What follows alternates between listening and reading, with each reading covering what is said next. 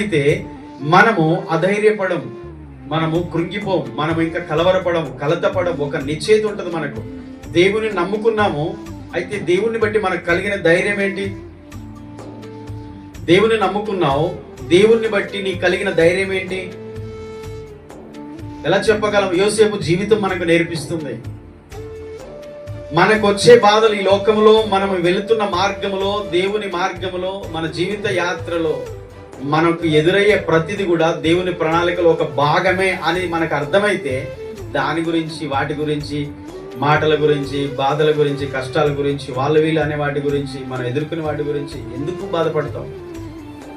దేవుని నేను ఆరాధిస్తున్నాను, ఆయన మార్గంలో నడుస్తున్నాను, ఆయన మార్గంలో నడుస్తున్నప్పుడు నా జీవితంలో ఇదిగో ఇవన్నీ ఎదురవుతున్నాయి, ఇవి దేవుని ప్రణాళికలో భాగమే అని నువ్వు అర్థం చేసుకున్న రోజు ఇంకా నువ్వెందుకు కృంగిపోతావు? ఒకసారి ఆలోచించండి. యోసేపు జీవితంలో దేవుని యొక్క ప్రణాళిక ఉంది, ఆ ప్రణాళికలో భాగమే ఇవన్నీ.